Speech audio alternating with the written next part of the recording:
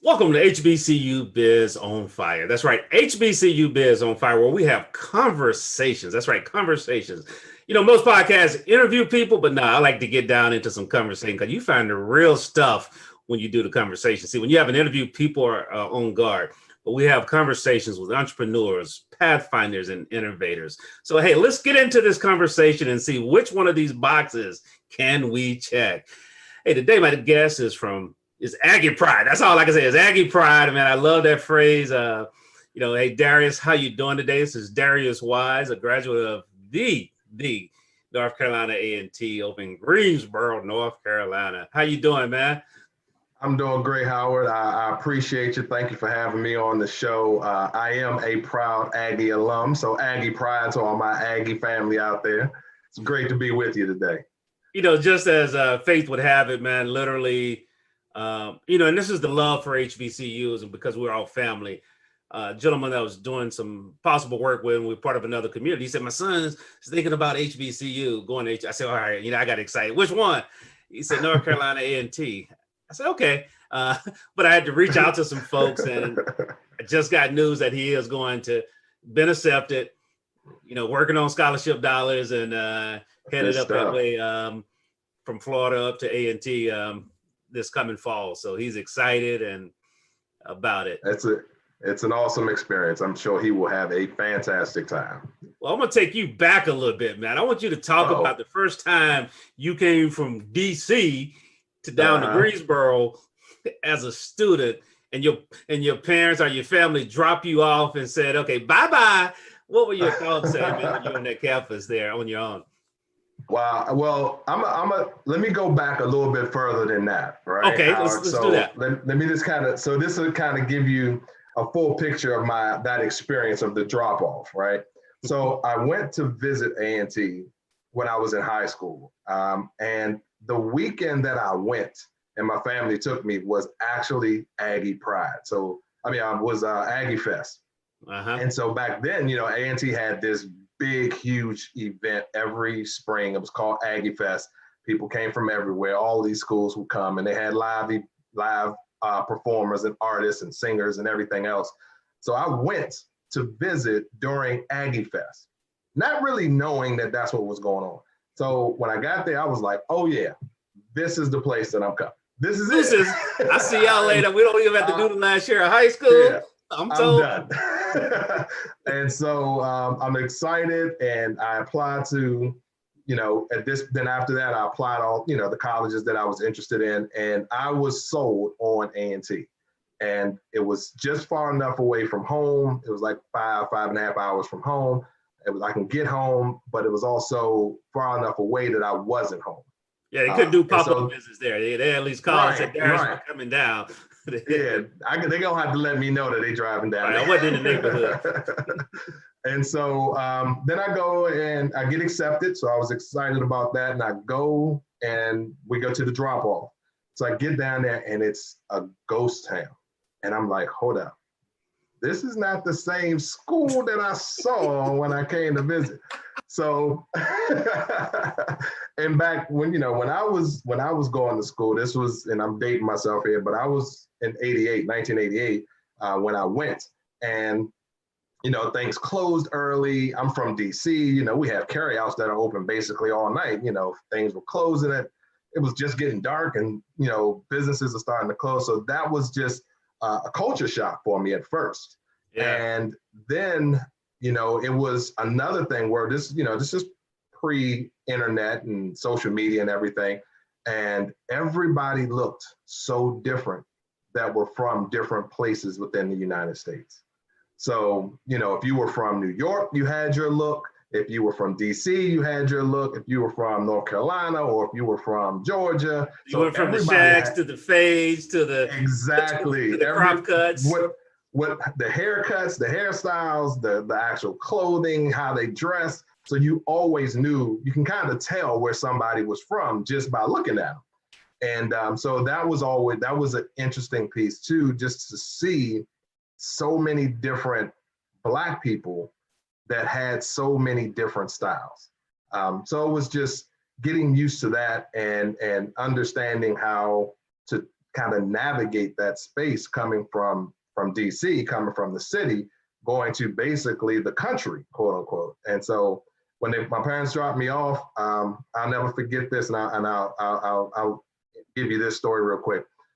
When I was checking into my dorm, there was a gentleman. Now, this is back in the day of beepers and pagers. I am really dating myself here, Howard. But this is a time for of those beepers. Students that are talking about what a beeper is, it's the little thing they want to help that actually they would text you the number, but then you had to go find the phone to call that number. Okay. Had to go find the phone and call them. So, and back then that was like doctors were really the only ones that had them, and people in the pharmaceutical business. That pharmaceutical business. Yeah. So it was a gentleman. It was a guy in front of me in line, and he had a beeper on his hat, and I just had never seen that before.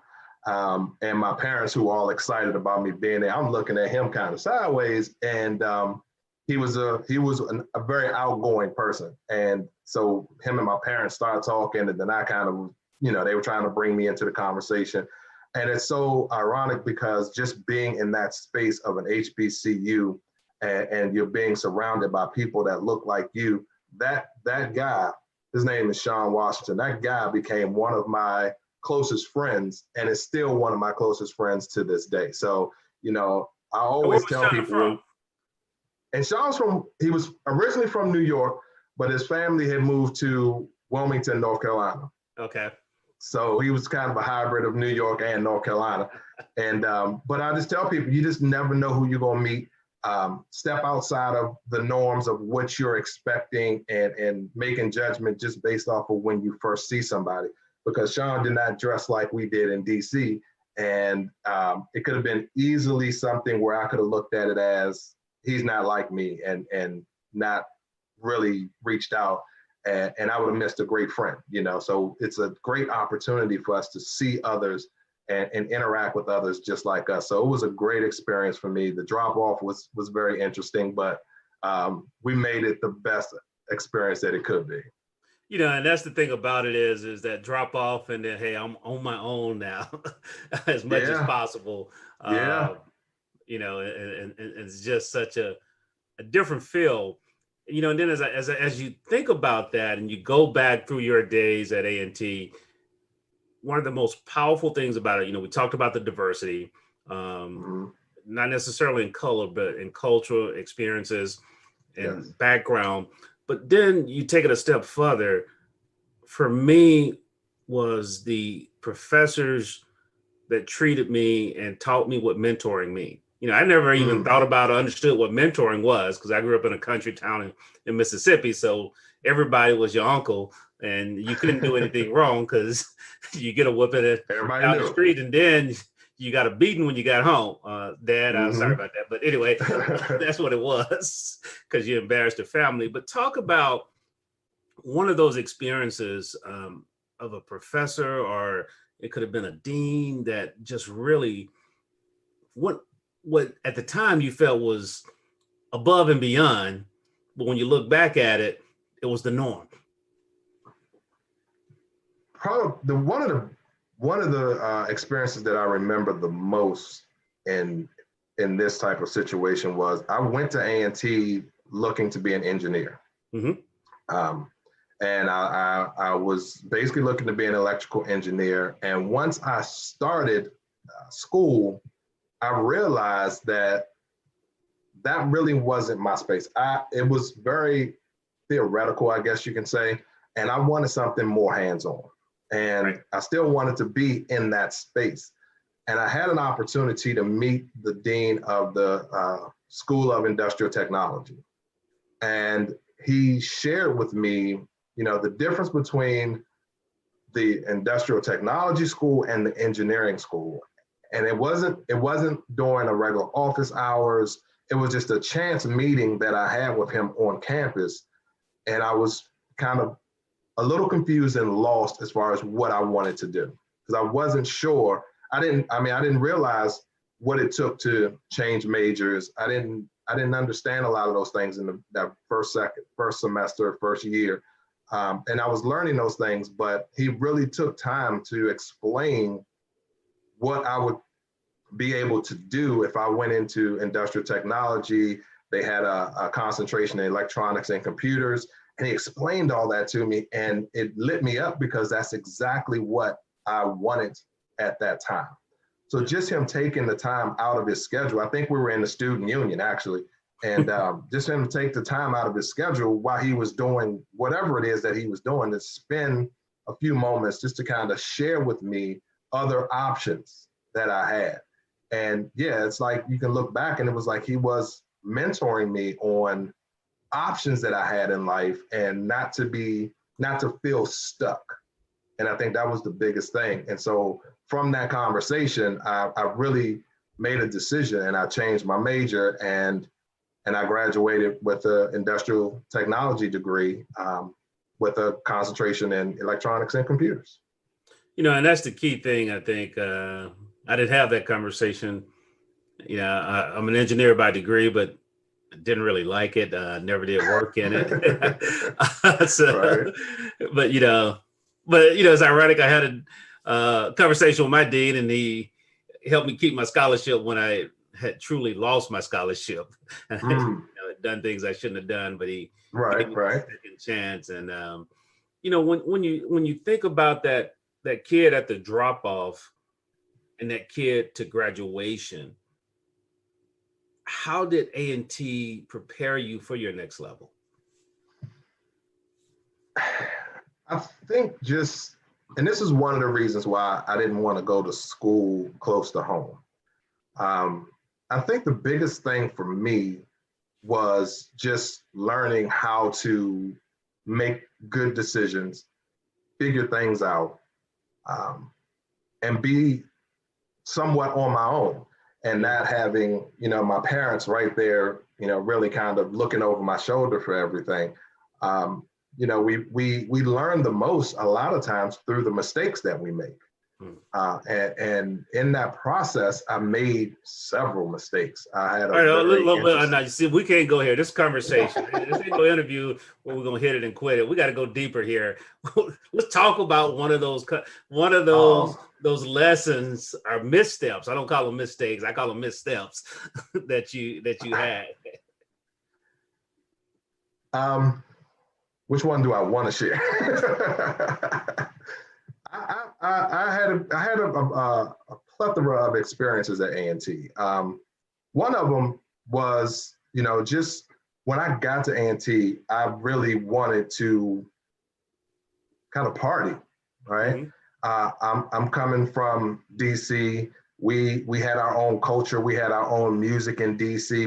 I grew up listening to go-go music. I grew up, you know, going to go-go's, and that's just the party where the band was live and playing. And so I wanted to continue that, right? And be in a space where I could, you know, kind of party a little bit. And what I learned quickly, my very first semester, is I had 2 8:00 classes. And my parents were not very happy because at the end of that semester, I had failed both of those classes. And it wasn't because I wasn't capable of doing the work. It was because I wasn't able to get up in the morning to get there. So I learned quickly when my father told me that if this happens again, then you're coming home. And I realized after that first semester, that Christmas break was a very eye-opening Christmas break, right? to see myself in that situation. And you know, I had never been in a situation where I failed classes or anything like that in high school or anything coming up. But that was an eye-opener. And that was me realizing that it was time to kind of man up and grow up a little bit and take care of my responsibilities. I probably wouldn't have went through that or learned that lesson if I was home, because my parents would not have allowed me to sleep beyond the time I needed to get where I needed to go. So I had to learn that lesson. I had to learn it the hard way, but that was one of the biggest lessons that I learned, is that you need to be responsible for what it is that you have made a commitment to. Wow. And so, you know, I still like to party, but I knew how to cut it off and do what I needed to do to make sure that I accomplished the goal that I set out for myself. Hey, you just gave me something there. Lessons learned from the yard, man. Yes. Lessons learned while on the yard. While on the yard, yes. Yeah, that is so powerful as you think about that. As we get ready to go to a short break, we're going to come back and really just talk about, we talked about the drop off and some of the a couple of those lessons he learned in between with Darius, but we're going to come back and just have a conversation around what's next. Here's this industrial technologist empowered to empower the world in some way. And so we're going to come back and share that as we go to break on HBCU Biz on Fire. Hey, welcome back to HBCU Biz on Fire. Hey, I'm here with Darius Weiss, my guest from Aggie Pride. That's right, North Carolina, Greensboro, North Carolina, and Kakalaki, as they like to say. Some people do. But, Darius out of the Washington area, and we were talking in the previous segment just really about some of those experiences on campus, those missteps that we all have. Okay, so, the only reason why I don't know you and I don't know yours. So we hadn't talked yet. That's all I can say about that. Nobody got through college perfect, but how he grew from those. And then now here's graduation. What were your thoughts on that graduation day as you got ready to move? And then just share a little bit about what were your next steps immediately after graduation? Here's another wrinkle in my story that may not be the story that most people had. My senior year in college, well, my fifth year, which was I like to say my second senior year, or either my first senior year. I had two senior years. I did that. I had two senior years. So going into that year, I was excited. I had everything mapped out as far as what credits I needed, what I needed to graduate, and I ended up being in a situation where my girlfriend at the time got pregnant. And she went to A&T too. She was actually from DC as well. And so that kind of put a little wrinkle in things for a minute. And we were both very scared because we weren't sure how we were going to be able to finish school in that situation. So we worked that out. We kind of started calculating days and times and months and when things may happen. And so come graduation, I'm excited. We both graduated at the same time. She was very pregnant walking across the stage at graduation, but we were excited. We were able to do that. I was very scared because it was like, all right, now you have to not only go out and take care of yourself, but I had someone else, another human being that I needed to take care of. So, the big thing was finding a job. I was coming back home, of course. At that point, I was not in a situation where I couldn't come back home. But coming back home, 2 months after graduation, my son was born. And, I had found a job. I was working full time in my field, which was rare. But, it worked out to a point just because it really made us grow up quickly. And graduating was an exciting time. Accomplishing that goal for me was the biggest part of it, just accomplishing the goal. Because I knew I had people that I knew and friends that I knew that were in school with me that were there before me and was still there after I left. So accomplishing that goal was huge for me. And that really made it a powerful day. And just being able to get through the struggles, get through the difficult times, and stay focused and really accomplish that goal, walk across that stage with a degree and knowing that no one could ever take that from me. And one thing I know for me was overcoming all those missteps, and only all those missteps, like you said, the PG and the other rated versions of those missteps that you had. But, as you think about it, here you are now a new dad and, began to navigate. How did you draw on some of those lessons learned just to keep transitioning and growing, really as dad and as Darius, so you got two roles now. That was a challenge. I'll say, but that was a challenge, but I had so much support. And I think that was the biggest thing that helped me. And we learned in school how to really kind of take care of ourselves. And I think that going through, now I don't encourage this on anyone, but going through that year with her being pregnant and the things that we had to do to really, make sure that we were on top of everything. Like we made sure we got our schoolwork done. We made sure that she got to all her doctor's appointments. We made sure all of those things really were lessons that helped me navigate after graduation and going into adulthood. I really stepped up to be able to take the responsibilities that were in front of me, that I needed to take to get through what was in front of me. So for me, it was a humbling experience, but it was also one that taught me that, you can put your mind, if you put your mind to it and you focus, you can get these things done. The things that you see when you take your eye off of your focus are the obstacles. And so I never looked at those things that came up as obstacles because I was always focused. It was just part of my journey.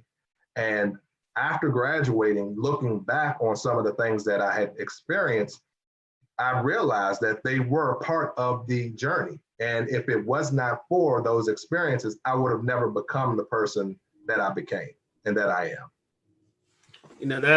That's so powerful because we, in going through it, you don't realize that the heat is actually developing you into who you are now. Yes. You don't think about it. You're being molded. You're being molded and put into a cast. Yes. On those actions. And so, so let's talk a little bit about that person you've grown into. One of the things that we were talking about before we got on was you being a technical trainer. And see, I'm an engineer by degree that went into sales and love training. My mom said I should have been a teacher. That's what she said. But I resisted that because I don't be no teacher, but That's what I'm doing most of my time now. But as you think about that, how did you transition? Because a lot of times, people have a position or have a job or have a career, but then they hear their calling. Right. And the struggle is, how do I leave a career for my calling? It happened for me during my first job. So my first job out of college, I was working for a correspondence school. I was teaching electronics, but it was a correspondence school. So we basically sent all the material out to them. The students worked on stuff at home and they sent their homework or all that stuff. You were working virtually. You were working virtually before we had. It was exactly. Really working virtually. It really was. Yeah. Yes. Only thing it wasn't like they would actually mail their homework sometimes, most of the time. So it wasn't email and all that wasn't as advanced as it is now. But so this is what happened, Howard. So it's so ironic. They had the company I was working for sent me to a training class. Mm-hmm. I remember it was a Nobel class, and I went to this class because we had a new course that we were going to come out with, and they wanted me to, kind of get up to speed on it. So I went to this class. I really wasn't excited anymore about my job. I really was looking for something else, but I didn't know what I wanted to do. I'm sitting in this class and I'm going through this, this course and everything. And I'm looking at the gentleman who's actually teaching the class. And I just looked at him at one point throughout the day. I just looked at him and said, I can do that. And I don't know what it was that, that was within me that said that this is where you need to go. But at the end of that class, end of that day, I went up to him and I asked him, I said, is the company that you're working for hiring? And he said, I don't know, but I can give you the contact information of who you need to talk to. And that started me on my journey. That company wasn't hiring. I actually started to do some research and I started to apply to these different training companies. And I got an interview. And on that interview, the woman that was interviewing me, she was an older white woman, and she was interviewing me. She said, why should I hire you if you don't have any experience as a trainer? Mm-hmm. And I said, you're absolutely right. I don't have any experience as a trainer, but I know that I can do this. And I can guarantee you, if you do hire me, in 12 months, I'll be your most requested trainer. And she looked at me stunned. And I think just the confidence in myself came from my experience at A&T. they just the encouragement that you get to be your best and go out here and not be afraid to show what you're able to do. And she actually hired me. And true to form, in a year, I was the most requested trainer that they had. Wow. And so that's how I got into the whole training field and becoming a Microsoft certified trainer and just teaching software and things of that nature. And so then, as now, you're training for others, but now in what you do, have a book out that, what, and we'll tie into the title of the book, what shifted in your thinking to cause you to say, okay, hey, now it's time for me to really focus more on Darius and my calling? I started a business. I started a little business in in my mid-20s, and I had a mentor. And that was the first time that I really acknowledged someone as a mentor, right? And this is what he used to do to me. He used to give me these cassette tapes. Again, let me date myself even more. No, not the cassettes. Fast forward. Yeah, see, so he used to give me these cassette tapes of people like Bob Proctor and Zig Ziglar and Les Brown and Dale Carnegie. And he would say, listen to this tape in your car. And I was so resistant in the beginning because I was, at that point, I'm in my mid-20s. I wanted to listen to music in my car, right? I didn't want to listen to someone speaking and talking to me. But the problem was he would actually quiz me on certain things that were on the tape. And I didn't know the answers in the beginning. He said, so if you want my help, this is what you need to do. And I started listening, and I actually became addicted to just personal development and people talking about mindset and how we think and how do you get to be successful to the level that you want. And I became addicted, and that really changed the path that I was on and changed my journey. No, that's definitely, that's what mentors do. They spark that fire and teach you how to keep the flame going.